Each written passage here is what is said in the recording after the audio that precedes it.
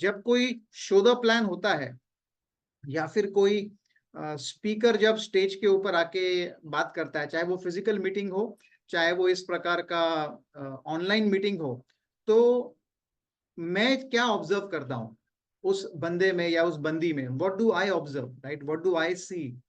ठीक है, I see clarity in the voice, very important. अगर आप एक अच्छा प्रवक्ता या फिर एक अच्छा स्पीकर बनना चाहते हैं तो आपको उस पर वर्क करना चाहिए और वर्क करना चाहिए, राइट? आपकी क्लैरिटी इन स्पीच काफी अच्छी होगी, बट उसको और आपको उस पर वर्क करना चाहिए, आपको और उस पर काम करना चाहिए। शीशे के सामने खड़े होके डेक्स्टर येगर, जो बिलब्रिट जी के अपलाइन है ना, वो स्टैमर करते थे। Can you imagine a person who used to stammer?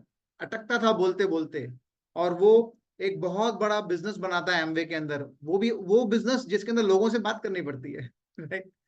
ठीक है, सो वो बताते हैं अपनी सीडी के अंदर कि मैंने मेरा स्टैमरिंग जो है उसको मैंने सॉल्व किया शीशे के सामने खड़े होके, बात करके। अगर आज मेरे को प्रेजेंटेशन दिखाना है, आज मुझे अगर कुछ बात करनी है, तो फिर वो स्पीच को मैं इतनी बार रिवीजन करता था शीशे के सामने कि मेरी स्टैमरिंग होती ही नहीं थी जब मैं फाइनल स्टेज पे खड़े होके बोलता था। Correct? So that was his commitment to give best value to his team. तो पहला चीज है आपकी स्पष्टता, है ना, स्पीच के अंदर, मैं ये ऑब्जर्व करता हूँ। सेकंड, मैं ऑब्जर्व करता हूँ कि रिलेटेबिलिटी कैसी है स्पीकर की। ठीक है, आप जब बात कर, देखिए, ऑडियंस में जहां पर भी आप खड़े होंगे, ऑडियंस में सब लोग आपसे रिलेट नहीं करने वाले हैं, बट मैक्सिमम लोग रिलेट कर सके, दैट इज वेरी इंपॉर्टेंट। सो मैं ये एक चीज ऑब्जर्व करता हूं ना। How do you increase your relatability? आप इंक्रीज करते हैं रिलेटेबिलिटी जब आप जितना सिंपल होकर बात करते हैं, आप उस सब्जेक्ट को जितना कॉम्प्लिकेट करके बात करेंगे, आपकी रिलेटेबिलिटी है ना, धीरे धीरे धीरे धीरे छूटती जाएगी, बिकॉज आप ऑडियंस को लूज करते हुए जाएंगे। आप वही सेम सब्जेक्ट को, वही सेम चीज को कितना सिंपल तरीके से बता सकते हैं, उसी से आपकी रिलेटेबिलिटी जो है वो बननी शुरू होती है, राइट? एक तीसरा चीज जो मैं ऑब्जर्व करता हूं वो है, आप जब बात करते हैं ना, तो आपका जो मॉड्यूलेशन है वॉइस का, अप एंड डाउन होना, राइट टाइम पे अप एंड डाउन होना, जैसे अभी मैंने बोला ना, राइट टाइम पे अप एंड डाउन होना, तो आपने देखा मैंने टाइम शब्द को ऊपर लेके नीचे किया, तो हर एक शब्द को ऊपर लेके नीचे नहीं कर सकते। ठीक है, लेकिन आपको वो इंपॉर्टेंट जो शब्द होते हैं, जो आपको फील होता है कि ये इंपॉर्टेंट है, उसको ऊपर नीचे करना होता है। कुछ शब्दों को इलोंगेट करना होता है, उससे भी उस शब्द का इंपॉर्टेंस बढ़ता है, दिमाग के अंदर हिट होता है। तो ये भी एक बहुत इंपॉर्टेंट चीज है। कभी कभी पॉज लेना होता है।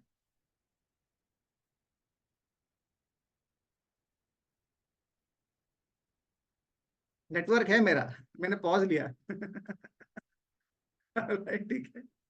सो कभी कभी आपको पॉज लेना होता है। पॉज मतलब आपको रुक जाना होता है बीच बीच में, बट बहुत लंबा पॉज भी नहीं लेना होता है, नहीं तो फिर आपका ऑडियंस छूट जाएगा आपसे, है ना। बट मे बी ये 5 to 10 सेकेंड्स, 3 सेकेंड्स, 5 सेकेंड्स एक पॉज, ताकि उसके पहले जो आपने बातें की है ना, वो एक दिमाग में ना ठहर जाए, मतलब उसके माइंड में सेट हो जाए, सेटल होने का टाइम देना।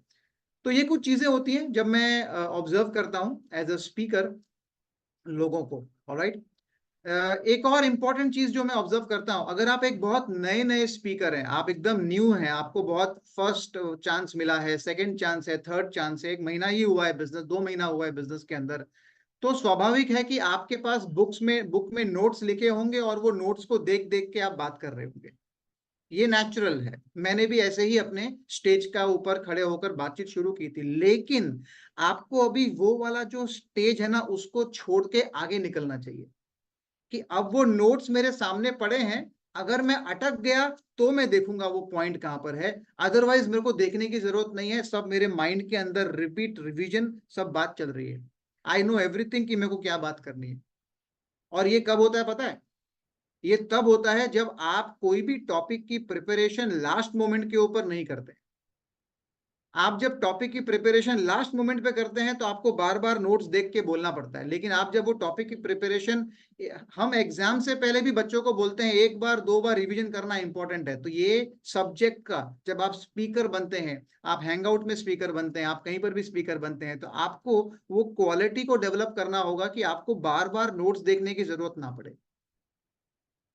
ठीक है, that is a growth stage. That is, तो ये एक बहुत ऑब्जर्वेशन होता है मेरा कि कौन सा बंदा जो है ना वो कितना कम किताब में देख रहा है और कितना ज्यादा वो ऑडियंस को देख के बात कर रहा है। ठीक है ना? मोदी जी को देखा है बोलते हुए? कितनी बार आपने देखा है मोदी जी को नोट्स देख के बात करते हुए? राइट?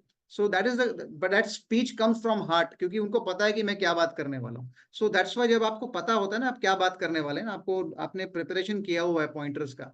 मेरे पास भी रहता है, सारे नोट्स रहते हैं मेरे पास। आज भी आपके टॉपिक पे मैं बात करूंगा ना, मैं यहाँ पर लिख के रखे हुए पॉइंटर्स हैं मेरे पास।